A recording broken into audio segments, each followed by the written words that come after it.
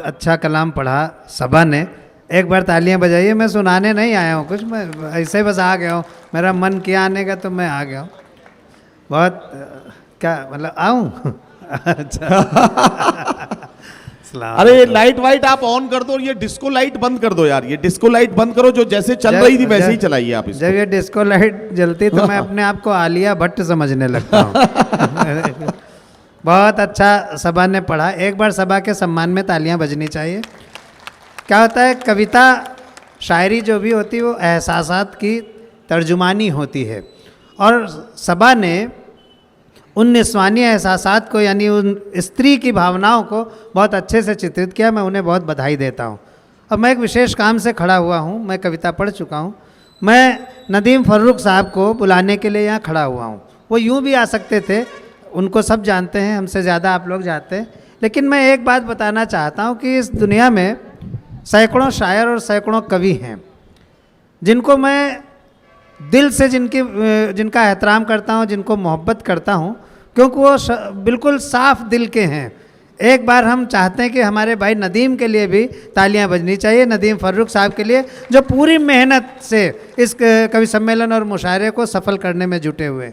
एक बात मैं बताने जा रहा हूँ, हिंदुस्तान की तारीख में वो काम जिसने किया, और आपकी बड़ी तालियां नदीम फर्रुख के लिए बजनी चाहिए।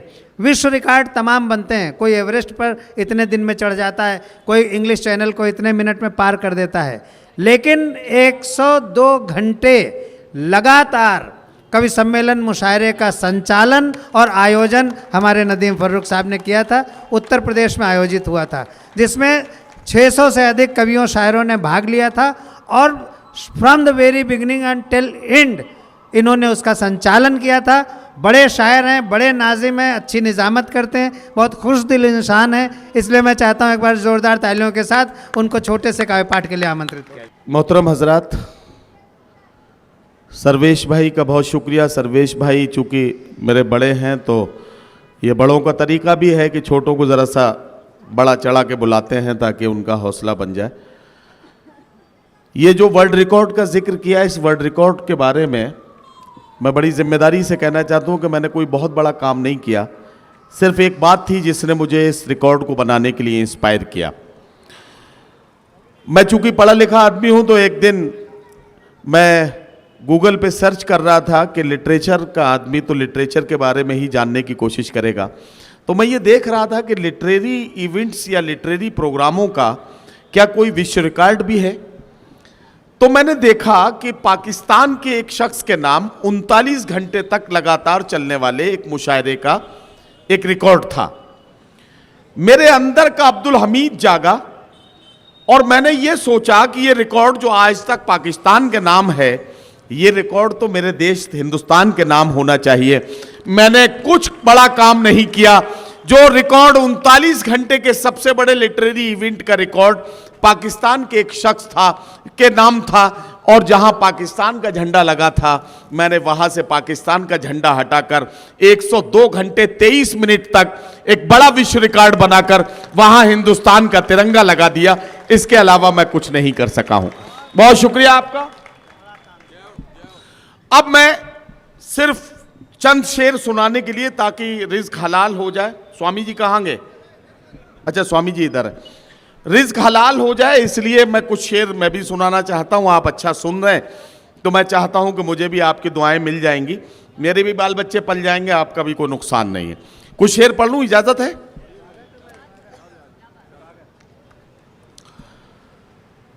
इधर के लोगों से भी मैं गुजारिश करूंगा, जरा सा आपकी तवज्जो का तालिब। 4 मिसरों से अपने सफर का आगाज करता हूं। ये जो शायर और कवि देख रहे हैं, जो रात रात भर जागते हैं और दिन दिन भर भागते हैं, दिन में सफर और रात में मुशायरा कवि सम्मेलन, तो अब यहां से मैंने इन 4 मिसरों से अपनी बात को शुरू करना है। अगर ज़बान अता की है तो सदा भी दे,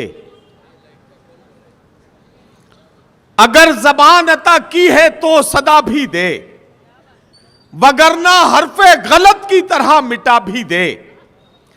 तमाम उम्र सफर ही अगर मुकद्दर है तो फिर परिंदों को उड़ने का हौसला भी दे। तमाम उम्र सफर ही अगर मुकद्दर है तो फिर परिंदों को उड़ने का हौसला भी दे। 4 मिसरे और पढ़ता हूं कि सुबह मगरूर को वो शाम भी कर देता है, सुबह मगरूर को वो शाम भी कर देता है, शोहरतें छीन के गुमनाम भी कर देता है। वक्त से आंख मिलाने की हिमाकत न करो, वक्त इंसान को नीलाम भी कर देता है। वक्त से आंख मिलाने की हिमाकत न करो, वक्त इंसान को नीलाम भी कर देता है, वक्त इंसान को नीलाम भी कर देता है। एक गजल पढ़ना चाहता हूं, आपकी अदालत में पेश करता हूं, आप उसकी क्या कीमत लगाएंगे आपको सोचना है। मैं पढ़ता हूं। उदगीर पहली बार आया हूं तो जो पढ़ूंगा आपके लिए नया होगा, लेकिन एक गजल से शुरुआत करता हूं। मतलब पेश करता हूं कि वो पथराई सी आंखों को भी काजल भेज देता है, सुलगती दोपहर में जैसे बादल भेज देता है। जहां वाले उसे जब याद करना भूल जाते हैं, जमीनों की तहों में कोई हलचल भेज देता है। मैं अपने सब मसाइल बस उसी पर छोड़ देता हूं, मेरे उलझे मसाइल का वही हल भेज देता है, मेरे उलझे मसाइल का वही हल भेज देता है। और ये शेर और सुने मुहिब भाई कि मेरे उलझे मसाइल का वही हल भेज देता है। जहां अहले खिरद तेवर बदल कर बात करते हैं, वो इबरत के लिए 2-4 पागल भेज देता है। जहां अहले खिरद तेवर बदल कर बात करते हैं, वो इबरत के लिए 2-4 पागल भेज देता है। हजरात गिरामी, एक गजल का मतलब यूं है कि कुछ इस तरह से जमाने पे छाना चाहता है, कुछ इस तरह से जमाने पे छाना चाहता है, वो आफताब पे पहरे बिठाना चाहता है। ताल्लुकात के धागे तो कब के टूट चुके, मगर ये दिल है कि फिर आना जाना चाहता है। ताल्लुकात के धागे तो कब के टूट चुके, मगर ये दिल है कि फिर आना जाना चाहता है। चटक रहा है जो रह रह के मेरे सीने में, ये मुझ में कौन है जो टूट जाना चाहता है। चटक रहा है जो रह रह के मेरे सीने में, चटक रहा है जो रह रह के मेरे सीने में, ये मुझ में कौन है जो टूट जाना चाहता है। जो कतरा कतरा इकट्ठा हुआ था आंखों में, वो खून अब मेरी पलकों पर आना चाहता है, वो खून अब मेरी पलकों पर आना चाहता है। अमीरे शहर तेरी बंदिशें माज अल्लाह, फकीर अब तेरी बस्ती से जाना चाहता है। अमीरे शहर तेरी बंदिशें माज अल्लाह, फकीर अब तेरी बस्ती से जाना चाहता है। आपकी ज़हीन समाअतों के बीच सिर्फ एक शेर और पेश करने की इजाजत चाहता हूं। ये एक शेर वो है मेरे भाई कि इसकी वजह से मुझे हिंदुस्तान में और हिंदुस्तान से बाहर बहुत दुआएं मिली हैं, तो मैं चाहता हूं उदगीर आया हूं तो ये शेर आपकी अदालत में भी पेश करूं। 2 मिसरे उसके लिए आपको बर्दाश्त करने और उसके बाद वो शेर पढ़ूंगा। हाँ, मैं पहले ये शेर सुनाना चाहता हूं आपको कि जमाना जिसके लिए एहतमाम करता है, वो मेरे दिल के खंडर में कयाम करता है। अब ये शेर सुने, यहां बहुत सारे बुजुर्ग बैठे हैं, अगर ये हर घर आंगन की कहानी आपको लगे तो इसे अपनी दुआओं से नवाज दीजिएगा। जमाना जिसके लिए एहतमाम करता है, वो मेरे दिल के खंडर में कयाम करता है। ज़ईफ बाप से जो बात तक नहीं करता, अमीरे शहर को झुककर सलाम करता है। ज़ईफ बाप से जो बात तक नहीं करता, अमीरे शहर को झुककर सलाम करता है।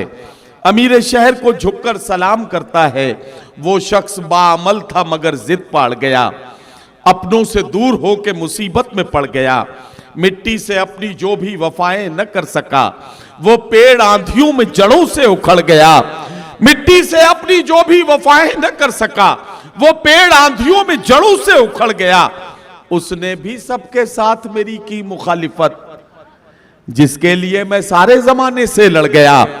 उसने भी सबके साथ मेरी की मुखालिफत, जिसके लिए मैं सारे जमाने से लड़ गया।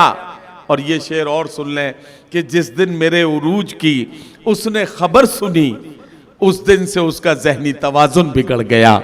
जिस दिन मेरे उरूज की उसने खबर सुनी, उस दिन से उसका ज़हनी तवाजुन बिगड़ गया।